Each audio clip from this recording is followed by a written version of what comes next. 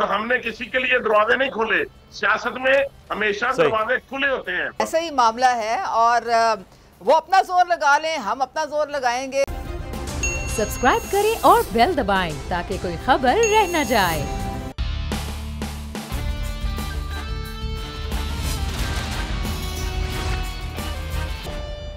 अस्सलामुअलैकुम। Special report with Mudassar Iqbal के साथ हाजिर खिदमत है। नाजरीन, इस वक्त पाकिस्तान पीपल्स पार्टी का जो मार्च है वो अब सेंट्रल पंजाब से निकल कर जो अपर पंजाब जिसे पठवारी खिता कहते हैं वहाँ वो एंटर हो रहा है और उसके बाद इस्लामाबाद जो मंजिल है इस मार्च की। लेकिन 24 घंटे का वक्त आज बिलावल भुट्टो भी अपने कुछ ही देर पहले खिताब में कह रहे हैं कि अल्टीमेटम दे रहे हैं कि असम्बलियाँ तोड़ दें और साफ शफाफ इलेक्शन की जानिब यह मुल्क जाए। लेकिन उसके साथ साथ जो तहरीक अदम एतमाद के लिए नंबर्स गेम है पैरेलल वो भी चल रही है।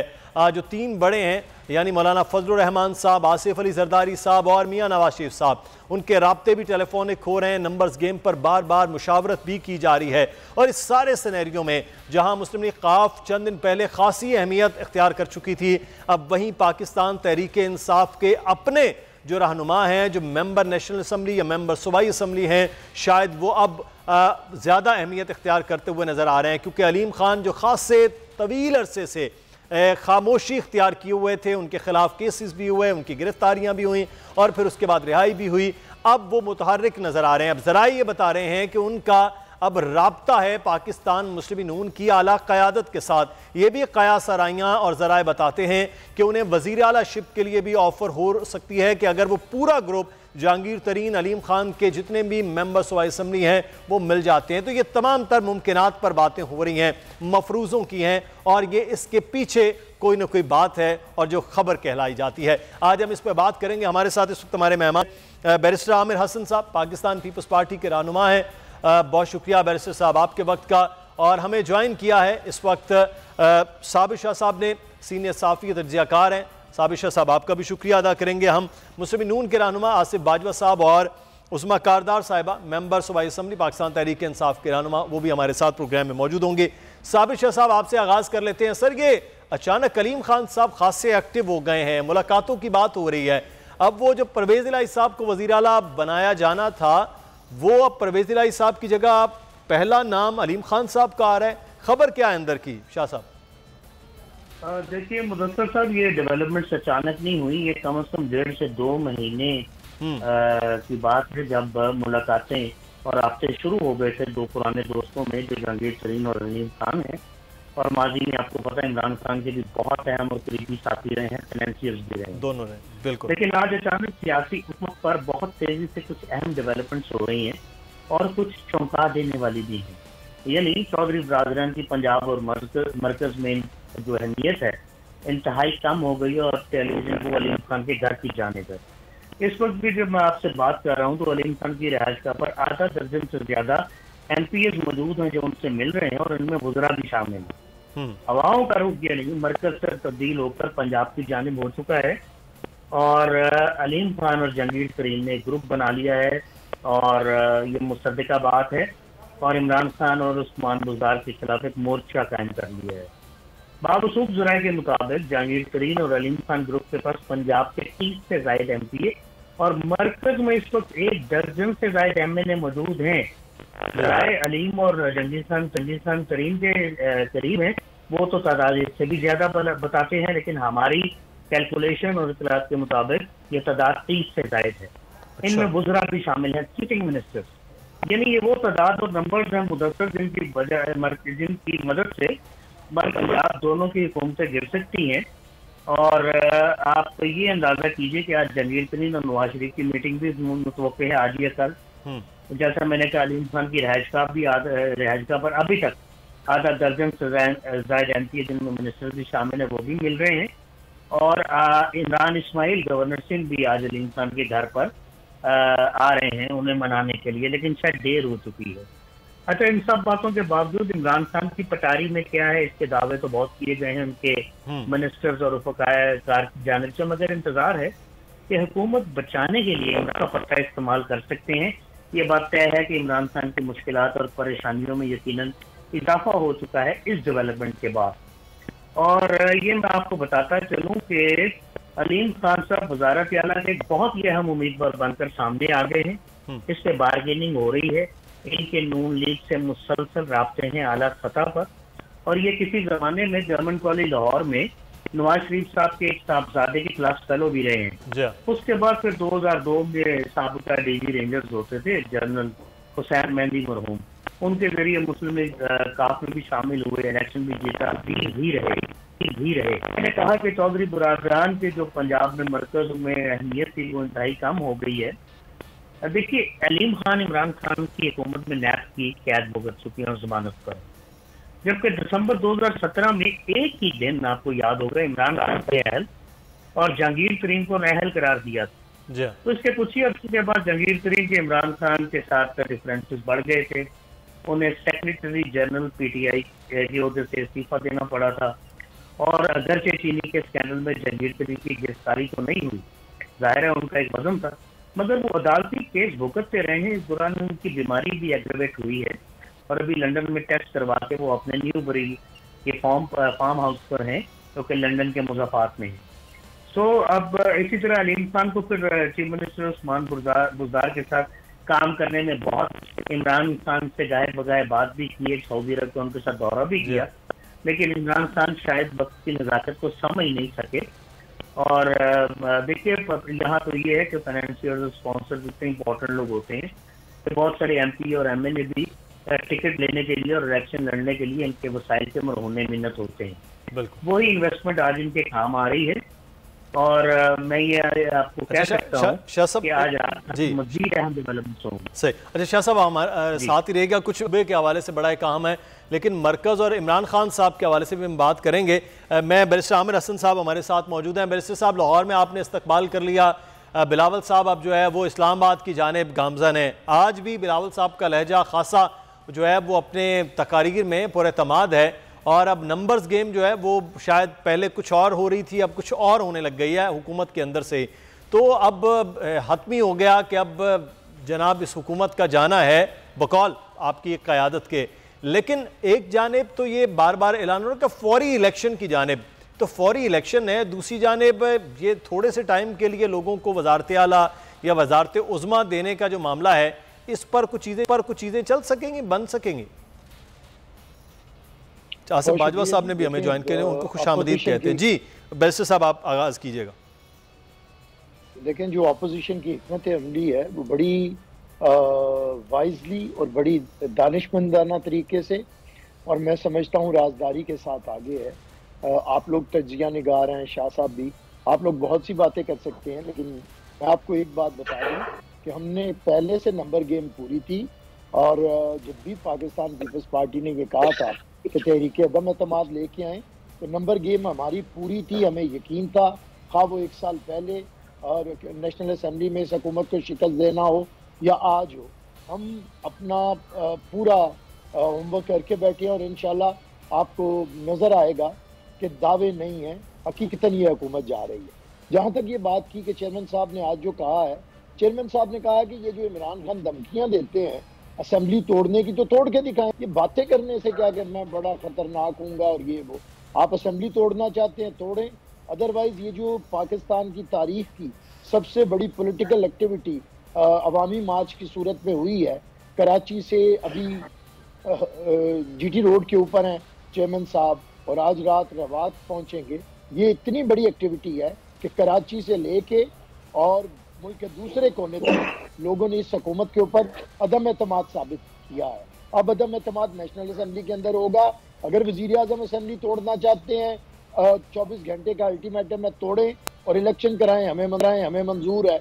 अगर वो नहीं ऐसा करते तो हम अदम एतमाद लेके आएंगे, और अगर अदम एतमाद आया तो फिर एक रिफॉर्म्स होंगी, इलेक्टोरल रिफॉर्म्स, बुनियादी रिफॉर्म्स, मईशत के बारे में उतनी, जिससे हम ज़रा थोड़ी सी बेहतरी आए, और फिर फ्री एंड फेयर इलेक्शन की तरफ मुल्क जाएगा।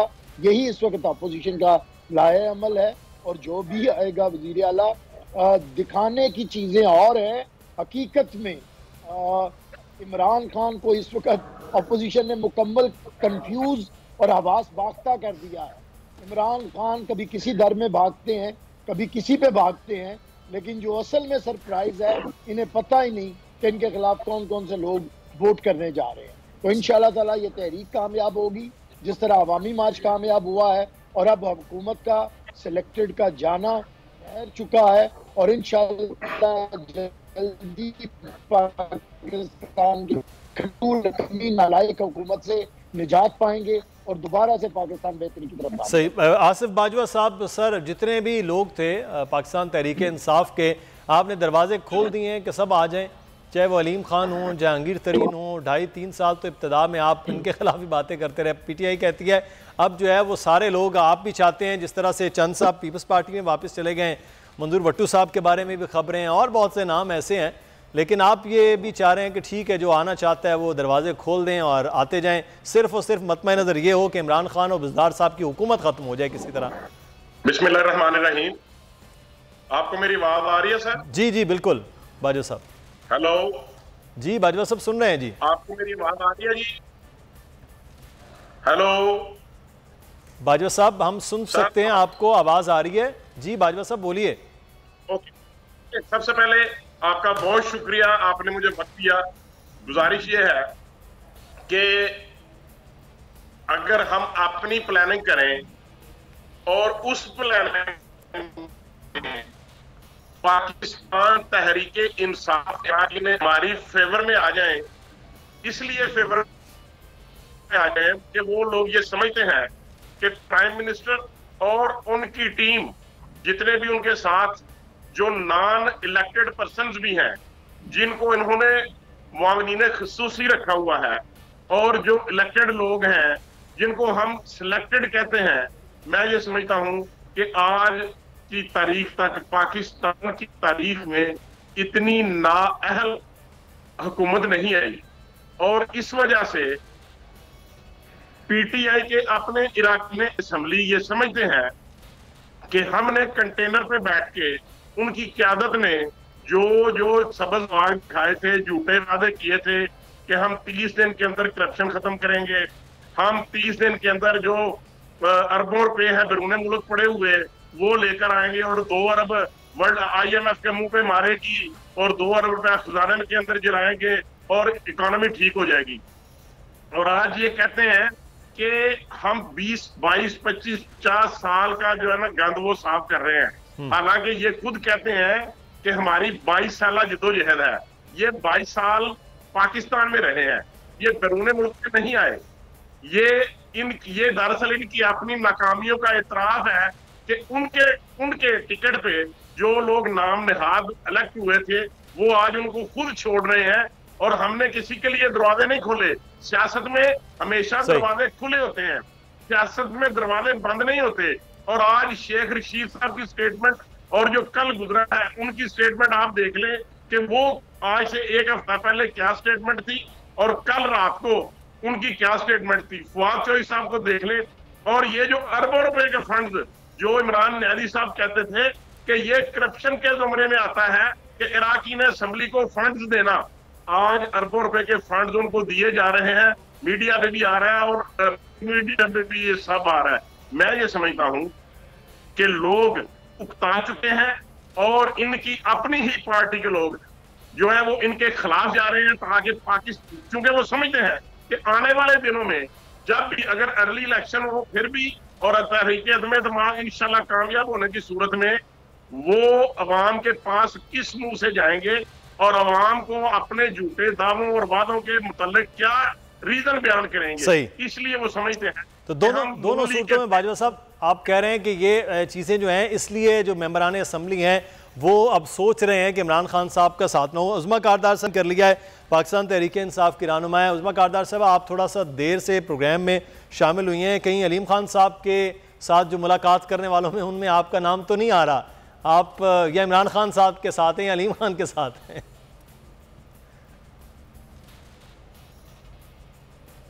सर बहुत शुक्रिया आपने मुझे इनवाइट किया है। नहीं देखें, बात सारी ये है कि चाहे वो अलीम खान हो, चाहे वो जहांगीर तरीन हो, हैं तो सारे PTI। अब आपको पता है कि हर पार्टी में जो है जो जमहूरियत का तो यही हुस्न होता है कि अगर आपके कोई ख़यालात थोड़े से मुख्तलिफ हों, या आप पार्टी को किसी और तरीके से आप समझें कि उसमें बेहतरी होगी, पार्टी का ग्राफ ऊपर जाएगा और इस वक्त जो आवाम में थोड़ा सा एक तशवीश की लहर है उसको आप कम करने में अपने कोई ख्यालात का इजहार करें तो इसमें कोई बुराई नहीं है तो सब पीटीआई, तो इसलिए है तो सब पीटीआई, लेकिन अदम एतमाद के वोट में जाएं तो फिर भी इख्तलाफ कहेंगे। अदम एतमाद असल तो मामला वहाँ है। नहीं, अदम एतमाद जो है वो तो जब आएगा तो पता चल जाएगा कि क्या सिचुएशन है। अभी फ़िलहाल सारे पीटीआई के एमपीएस हैं, एमएनएस हैं, हम सारे अपनी पार्टी के साथ खड़े हैं। कोई ऐसी बात नहीं है जिसमें आप अब 2 और 2 6 ना बनाने की कोशिश करें ना, 2 और 2 4 ही रखें। नहीं, हम तो यह कि जो नज़र 2 से जमा 2 दमा 6 दमा 8 और वो तो बढ़ता जा रहा है, नंबर बढ़ता जा रहा है, तो वो कह रहे हैं नंबर हमारे पास पूरे 172 है, तो नंबर तो वैसे ही कम थे, तो वो इसलिए उस्मा कारदार साहबा नंबर तो निकल रहे हैं आपके हाथ से। वो इजलास कर रहे हैं, मुलाकातें कर रहे हैं, अभी भी मुलाकातें लाहौर में चल रही हैं। हम तो आप ज़्यादा वहाँ पर बैठी हुई हैं तो इल्म आपको सब कुछ है, बताना आप भी नहीं चाह रही। जैसे कहते अपोजिशन कहती है कि हम भी अपने पत्ते शो नहीं कर रहे, तो हुकूमत भी अपने पत्ते नहीं शो कर रही है। बिल्कुल जी, ऐसा ही मामला है और वो अपना जोर लगा लें, हम अपना जोर लगाएंगे। और देखें कल ये अवाम का जो मैंडेट है वो 5 साल का है, तो 5 साल इंतज़ार करें। जब 5 साल पूरे हो जाएंगे तो फिर मैदान में दोबारा उतरें और फिर मुकाबला करें। अभी इतनी जल्दबाजी की क्या ज़रूरत पड़ी हुई है इनको? इन्होंने भी तो 5-5 साल पूरे किए हैं ना। तो इंस्पाइट ऑफ द फैक्ट कि हमने धरना दिया, हमने ऑपोजिशन सड़कों पे आए, हमने लॉकडाउन किए, क्या कुछ हमने नहीं किया। इनकी हुकूमत ने पूरे 5 साल तो किए, तो अब इनको क्या जल्दी पड़ी हुई है?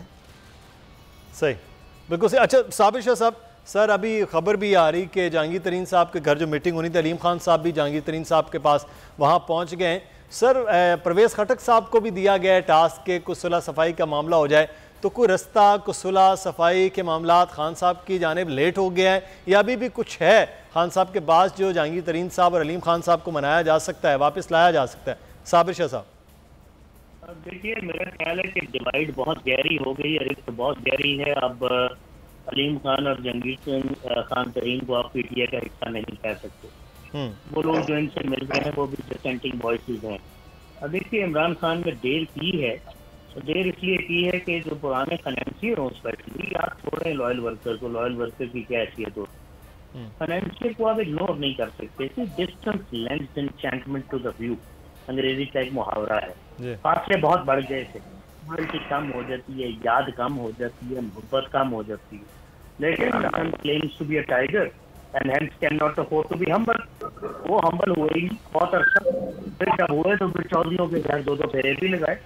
ये चक्कर ये थे इनको, अपनी इंटेलिजेंस तो इनके पास थी, पता नहीं क्यों नहीं थी। ये तो अलीम खान के घर लगाने चाहिए नहीं है, जहांगीर तरीन साहब के साथ उस वक्त रास्ते करने चाहिए जब तक वो पाकिस्तान में मौजूद थे और बीमारी ने शिद्दत नहीं पकड़ी। अब मुसीबत ये है कि अब अलीम खान के घर इमरान इस्माइल को भेज रहे हैं, जो यकीनन अलीम खान के दोस्त होंगे, कुलीग होंगे, यहाँ परवेज खटक भी होंगे, लेकिन जिन लोगों की अब सियासी हैसियत ये सिर्फ सिंगल इकाइयाँ हैं। यहाँ कोई अब कोई पर्दे के पीछे से तो मजबूत हाथ ही कोई रोक सकते हैं जहांगीर तरीन या अलीम खान को। देखिए विन विन पोजीशन है और दोनों को बहुत दुख मिले हैं पाकिस्तान तरीके इंसाफ से, ये उनका व्यू है, हम इसको चैलेंज नहीं कर सकते, हम कर सकते हैं। अलीम खान समझते हैं कि इतना पैसा लगाने के बाद यार मुझे आपने उस्मान बुज़दार के नीचे बैठा दिया, उन्होंने मुझे लिफ्ट नहीं कराई और मेरे पास इख्तियारात नहीं रहे और फिर मुझे ही लैब में अंदर करा दिया। बाद में जब जमानत का टाइम आ रहा था तो उस वक्त जनाब वकील भी हमें करने पड़े और केस भी लड़ने पड़े। इस तरह नहीं होता मेरा भाई, या तो फाइनेंशियल लिए नहीं जाते और मेरिट पे चलते हैं। अगर आप फाइनेंशियल से सपोर्ट लेते हैं, जहाज इस्तेमाल करते हैं, वसाइल इस्तेमाल करते हैं, धरने में अपने दाएं बाएं खड़ा करते हैं, तो फिर लोगों को एक्नॉलेज करना पड़ता है। लेकिन अफसोस है चंदे के इर्द गिर्द घूमती है, फाइनेंशियल के इर्द गिर्द घूमती है। ये मौजें तो ली हैं जहांगीर तरीन और अलीम खान ने बहुत अर्सा, बहुत नेशनल और इंटरनेशनल सतह पे उन्होंने अपनी हैसियत भी मनवाई। लेकिन जब वक्त आया मिठाई खाने का तो उस वक्त मिठाई वो खा रहे थे जो मुख्तलिफ लॉबी के आदमी थे, नॉन इलेक्टेड लोग थे, जुबान दराज लोग थे, जिन्होंने कहा ये मीडिया संभाल लेंगे। वो तलाल चौधरी और दानिया नजीर टाइप तो शाह साहब क्या ये वज़न, शाह साहब क्या ये वज़न, ये मिठाई, ये सारी चीज़ें ख़ासतौर पर अपोजिशन और उसमें मुस्लिम नून क्या दे सकती है जहांगीर तरीन साहब को, अलीम खान साहब को? क्योंकि इस वक्त पलड़ा तो भारी उनके पास है, एक जो अपोजिशन में डालेंगे तो वहाँ वज़न हो जाएगा। एक बात मुदस्सर मैं आपसे गुजारिश करूं, एज वी स्पीक अभी तक माइनस जहांगीर तरीन, अलीम खान, ना तो नंबर ऑपोजिशन के पास पूरे हैं, होते तो जाहिर है वो रिक्विजिशन टेबल कर चुके होते हैं नेशनल असेंबली में इजलास के लिए दरखास्त देते, ना नंबर ऑपोजिशन के पास पूरे हैं। 8 से 10 लोग हैं जो इनके पास काबू नहीं आ रहे, वो बेचारे छुपे हुए हैं, रिक्वेस्ट कर रहे हैं नाम ना दें। पैसों की मंडी भी लगी हुई है, 40 से 50 करोड़ पर बंदा। तो ये भी एक चल रहा है कि ये जो आप मंडी की बात कर रहे हैं, मैं इस पर भी बात करेंगे, लेकिन हमें यहाँ पर एक ब्रेक लेना है जी। ब्रेक के बाद वापस आएंगे, हमारे मेहमान हमारे साथ मौजूद हैं, मजीद बात होगी, हमारे साथ रहिएगा।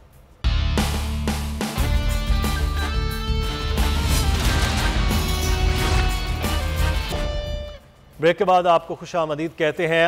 हमारे साथ मौजूद हैं हमारे मेहमान। अच्छा बैरिस्टर साहब, इस वक्त जो सूरत हाल है, एक तरफ तो नंबर गेम्स है, अदम एतमाद है, मामलात हैं, लेकिन दूसरी जानिब इस वक्त मुल्क की जो सूरत हाल है, हुकूमत आप फारिग कर देते हैं, इमरान खान साहब चले जाते हैं, चेंज हो जाता है, सर फिर क्या होगा, कैसे करेंगे ठीक? ये तो चुटकी बजाए तो मामला नहीं हो सकता। तो इतना मुश्किल और इतने मसाइल के साथ आप कबूल करने के लिए भी तैयार हैं सब कुछ?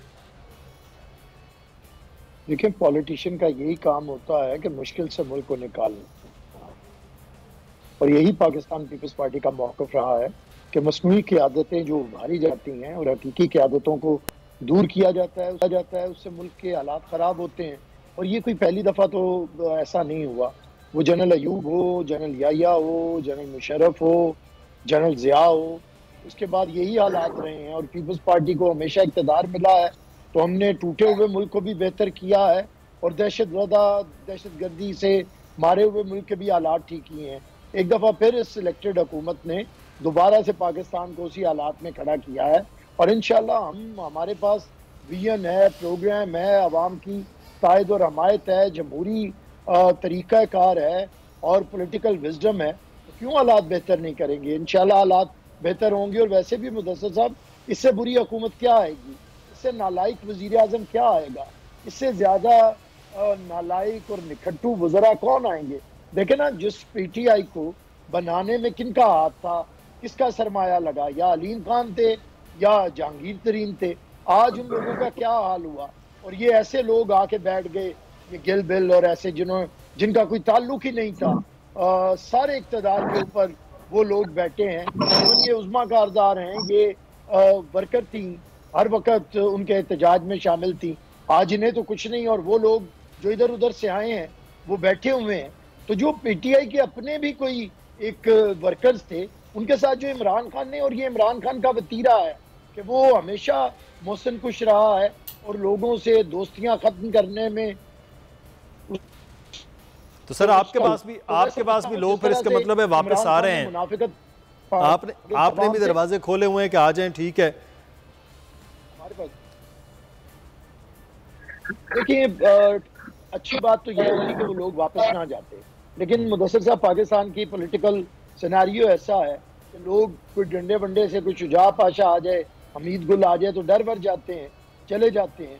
लेकिन ठीक है, पॉलिटिकल पार्टियों के दरवाजे बंद नहीं किए जा सकते, लेकिन एक जो जाके आता है वो दागी तो हो जाता है, और उसके बाद उस पर एक सारी ज़िंदगी का एक दाग रहता है, और जो अपने महाज पे डटे रहते हैं वो सुरखरू होते हैं। लेकिन बहरहाल ये पाकिस्तान का सियासी कल्चर है, जो लोगों का आना जाना लगा रहता है। जो जिन लोगों को किसी की वजह से जाना पड़ा, वो शुजा पाशा की वजह से या ऐसे लोगों की वजह से, तो आज वो अपनी पार्टी, और पीपल्स पार्टी को तोड़ा गया पंजाब के अंदर, पीपल्स पार्टी के कैंडिडेट लिए गए, सारी लीडरशिप पीपल्स पार्टी से ली गई। ये कौन थी ये बनाई गई? PTI की तो कोई हैसियत नहीं थी, ना इन्होंने अपने कोई वर्कर ट्रेन किए हैं, सारा पीपल्स पार्टी का स्टफ लेके ये बैठ गई, और बाकी इधर उधर की जमातों का। तो मेरे ख्याल से वो तहलील का वक्त शुरू है।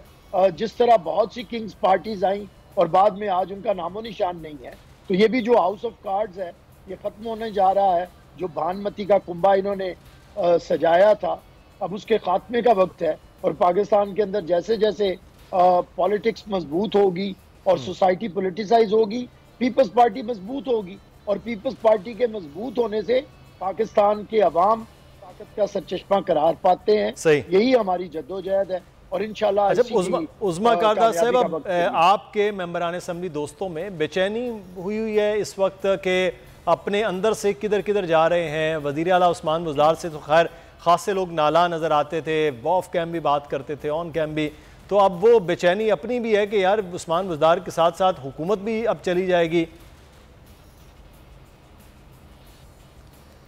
देखिए, एक बात तो मानने वाली है कि उस्मान बुज़दार साहब जो थे वो 2018 से बहुत थोड़ा अर्सा पहले ही उन्होंने पार्टी ज्वाइन की थी। हमारे बहुत सारे ऐसे लोग हैं जिन्होंने 10-10, 15-15 साल इस स्ट्रगल में खान साहब का साथ दिया। तो जाहिर है फिर जब एक नया बंदा आ जाता है और उसको एक की पोजीशन मिलती है तो जो पुराने होते हैं उनके जहन में बहुत सारे सवालात तो उठते हैं। But at the end of the day जो कप्तान होता है, जो लीडर ऑफ द टीम होता है, वो उसको इख्तियार होता है, उसकी सवाबदीद होती है कि कौन किस ओहदे पे आए और कौन किस पोजीशन को संभाले। तो ये जो इस वक्त सारी आपको काबीना नज़र आती है या हमारे चीफ मिनिस्टर्स नज़र आते हैं, ज़ाहिर है ये selection prime minister Imran Khan की है और जब तक उनको एतमाद है इन लोगों पे, पार्टी भी इन लोगों के साथ खड़ी है और इसकी at the end of the day responsibility इनकी सक्सेस या फेलियर की वो भी प्राइम मिनिस्टर इमरान खान के ऊपर ही आएगी। तो जाहिर है वो अपनी 23 साल की स्ट्रगल को बर्बाद तो नहीं होने देंगे ना। उन्होंने भी तो कुछ ना कुछ सोचा होगा, उनका भी कोई लाए अमल होगा, कोई वजूहात होंगी जिसकी वजह से वो उन्होंने ये डिसीजंस ली हैं और इन डिसीजंस पे अभी तक कायम हैं। तो बाकी हम लोग पीटीआई में अकेले कप्तान का डिसीजन तो है, लेकिन आप लोगों की फिर रजामंदी नहीं है। इसका मतलब है बाकी खिलाड़ियों की वो आने वाले कैच ड्रॉप करते रहें, कप्तान तो बॉलिंग करवाता रहे, तो फिर तो कोई मसला नहीं। टीम तो 11 लोगों की खेलेगी मैदान में तो होगा। तो यहाँ प्लेयर्स एक एक करके या तो आउट हो जाते हैं या फिर वो आउट होने की कोशिश कर रहे हैं या फील्डिंग अच्छी नहीं कर रहे हैं, तो फिर कप्तान क्या कर सकता है?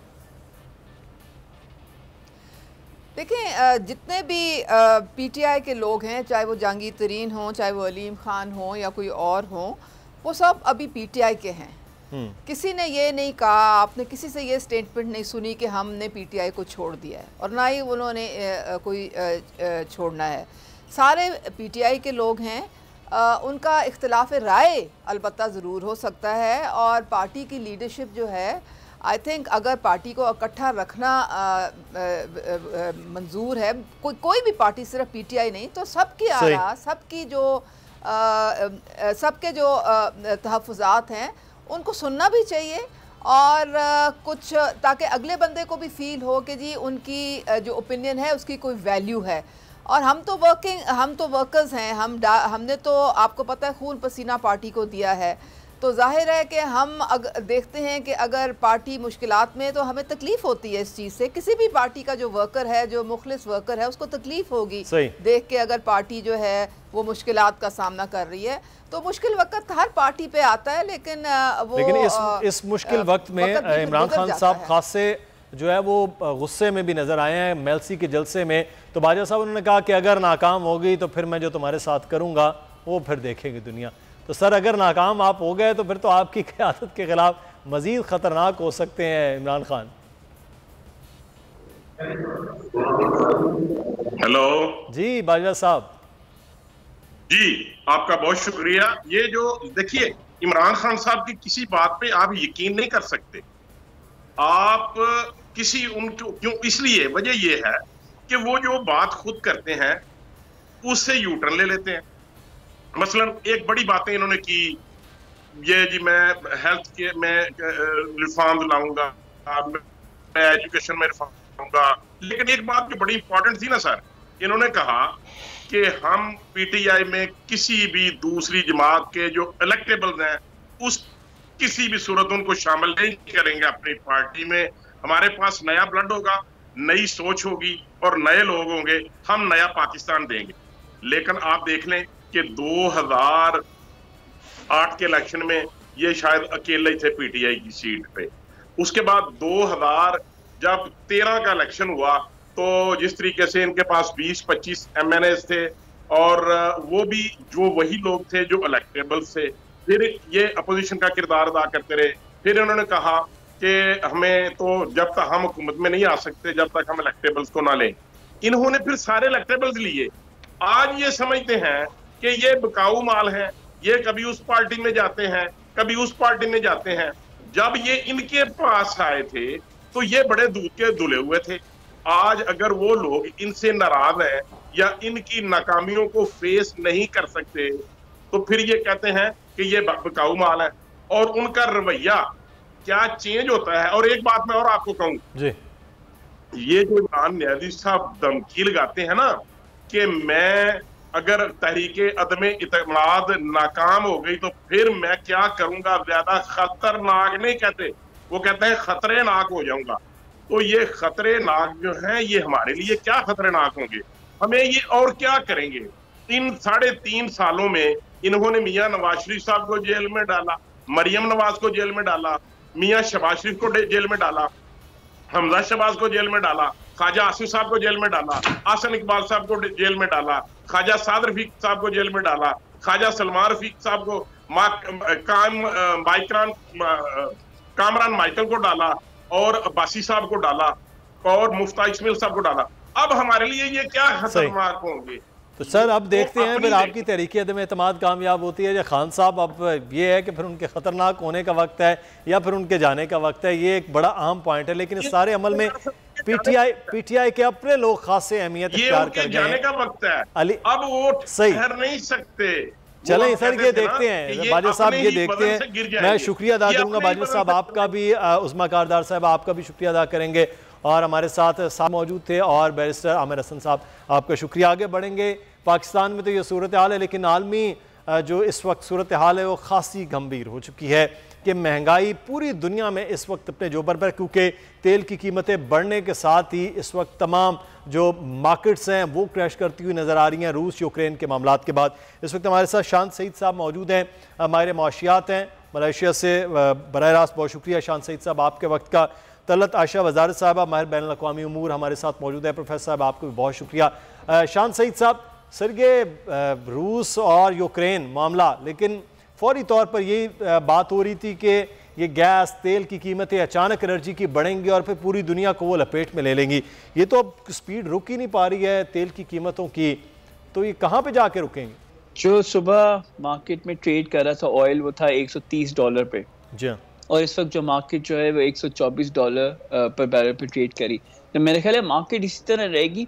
मैंने लास्ट मंथ आपके कोलीग इमरान सुल्तान को आज टीवी में कहा था कि हमने 3 सिनेरियोज दिए थे ग्लोबल इन्वेस्टर्स को, एक $100 पर बैरल का, एक $125 पर बैरल का और एक $140 पर बैरल का। और उसके साथ हमने प्रोबेबिलिटीज असाइन की थी कि जी अगर $100 हो जाए तो उसकी प्रोबेबिलिटी 80% है, अगर 125 हो जाए तो उसकी प्रोबेबिलिटी 60% है, और अगर $140 हो जाए तो उसकी प्रोबेबिलिटी 50% है। तो मेरा ख्याल है ऑलरेडी मार्केट इस जोन में ट्रेड कर रही है $124-125। और अगर ये वॉर फर्दर एस्केलेट होती है और इसमें यूरोप भी कूद पड़ता है तो मेरा ख्याल है काफ़ी जो है हमें देखना होगा कि ऑयल की प्राइस मज़ीद बढ़ेगी। अगर आपने देखा हो कि सऊदी अरेबिया ने एक बड़ी तगड़ी स्टेटमेंट दी है, मोहम्मद बिन सलमान ने जो क्राउन प्रिंस है, उन्होंने कहा अमेरिका को कि आप हमें लेक्चर ना दें क्योंकि हम आपको लेक्चर नहीं देते और हम प्रोडक्शन कट्स जो हैं उसको मेंटेन रखेंगे, हम सप्लाई इंक्रीज नहीं करेंगे। तो ये भी एक मार्केट में फैक्टर इन हो रहा है कि सऊदी अरेबिया और रशिया, आपको पता है, they are the ones who are calling the shots, और वो इंक्रीज नहीं करेंगे क्योंकि उनको अपने रेवेन्यूज बढ़ाने। और हर मुल्क आपने देखा होगा पेंडेमिक में वो अपने जो रेवेन्यूज बढ़ाने की कोशिश कर रहा है क्योंकि आपके एक्सपेंसेस बहुत ज़्यादा हो गए, आपके कैश फ्लोज बहुत ज़्यादा डिप्लीट हो गए। तो मेरा ख्याल है ऑयल प्राइसेस इसी तरह बढ़ती रहेंगी और ये जो जियोपॉलिटिकल रिस्क है ये डीपर होता जा रहा है जिसकी वजह से ग्लोबल इकोनॉमिक आउटलुक में अनसर्टेनिटी बढ़ती जा रही है। सही। अच्छा, आयशा तलत वज़ारत साहब हमारे साथ मौजूद हैं। इसमें एक चीज़ है प्रोफेसर साहबा कि क्या इस बात का इदराक जो है वो यूरोप अमेरिका को नहीं हो रहा कि ये जंग एक्सपैंड हो रही है, अभी तक चीज़ें और ज़्यादा क्रूशल हो रही हैं, तो ये तो स्टेक पे लगने वाली बात है कि यूरोप हो, अमेरिका और फिर बाकी दुनिया भी, कि इस जंग को किसी तरह से ख़त्म किया जाए, बातचीत को आगे बढ़ाया जाए। जी हाँ, बिल्कुल। इस जंग को शुरू किया है इंडस्ट्रियल मिलिट्री कॉम्प्लेक्स जिन ममालिक के हैं उन्होंने। मेरे जहन में इस बारे में कोई डाउट नहीं है। आप देख सकते हैं इसको, मतलब भी ये कोई इल्ज़ाम तराशी नहीं है। आप एक स्टडी कर सकते हैं जो मैंने की हुई है कि पिछले 20 साल में कितनी जंगें हुई और वो किसने स्टार्ट की। रूस ने तो 1979 में एक जंग की थी जो उन्होंने अफगानिस्तान को टेक ओवर करने की कोशिश की थी जी। और उसके लिए भी उन्होंने एक रीजन दिया था। उन्होंने कहा कि बाहर से मदाखलत हो रही है अफगानिस्तान में, इसलिए उस हुकूमत के इन्विटेशन पे हम उसको स्ट्रेंथन करने जा रहे हैं। आप इसको रिजेक्ट कर सकते हैं जी। अमेरिका ने इस अरसे में पता नहीं 8 जंगें की हैं, 7 जंगें की हैं। तो अमेरिका का जंगें करने से उनका असला बिकता है, उनका इंडस्ट्रियल मिलिट्री कॉम्प्लेक्स स्ट्रेंथन होता है। मेरा ख्याल नहीं है कि अमेरिका इस जंग को रुकने देगा। अमेरिका ने पूरी कोशिश की कि रूस दाखिल हो जाए यूक्रेन में। वो यूक्रेन के दोस्त अपने आप को जाहिर करते हैं, लेकिन मेरा ख्याल है वो यूक्रेन के भी दोस्त नहीं है। और अगर आप इसका मवाजना करें और ममालिक आजकल दुनिया के दूसरे हिस्सों में क्या हो रहा है, मुझे आज बहुत रिसेंटली एक बड़ी तकलीफ दे खबर मिली है। अमेरिका यूक्रेन की लैब्स में कुछ ऐसे एक्सपेरिमेंट्स कर रहा था बायोलॉजिकल, जो कि अक़वाम मुत्तहिदा के कानून के लिहाज से जायज़ नहीं है। सही। अमेरिका और यूक्रेन मिलके बायोलॉजिकल वॉरफेयर के लिए राह हमवार कर रहे थे। और मैं वसूख से नहीं कह सकती हूँ कि अगर वो कामयाब इसमें हो जाते तो वो किस मुल्क को टारगेट करते, लेकिन मेरा ख्याल है रूस को ये ख्याल है कि वो रूस को ही टारगेट करने वाले थे।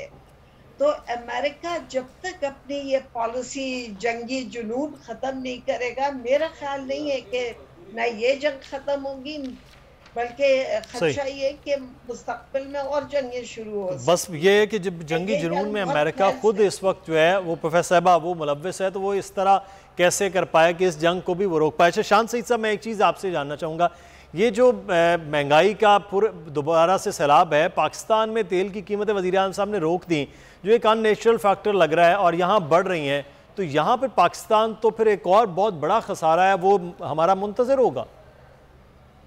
पूरी दुनिया में ऑयल प्राइसेस बढ़ेंगी और जब भी ऑयल प्राइसेस बढ़ती हैं, जो ऑयल शॉक आता है उसके बाद डिप्रेशन आता है और उसके बाद इकॉनमी स्लो डाउन हो जाती है। पाकिस्तान में जो इस वक्त इमरान खान साहब की हुकूमत ने किया है वो इसलिए किया है क्योंकि आपके रेवेन्यूज़ जो हैं वो अपसाइड पर हैं। तो गवर्नमेंट शायद प्रेशर ले ले हायर ऑयल प्राइसेस का, लेकिन ये कब तक लेगा पाकिस्तानी गवर्नमेंट ये देखना है। लेकिन फॉर द टाइम बीइंग ये एक अच्छा इकदाम है। लेकिन ऑयल प्राइसेस अगर बढ़ गई और अगर यही मैंने लास्ट प्रोग्राम में कहा था $200 पर बैरल पर चली गई, फिर देखना होगा कि गवर्नमेंट की क्या इकोनॉमिक पॉलिसी और उनकी क्या एनर्जी स्ट्रेटजी है इसको काउंटर करने के लिए। बिल्कुल सही। बहुत शुक्रिया शान सईद साहब, आप हमारे साथ मौजूद थे, वक्त भी कम हुआ।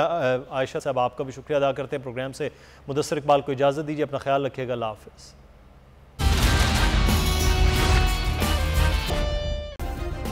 सब्सक्राइब करें और बेल दबाएं ताकि कोई खबर रह न जाए।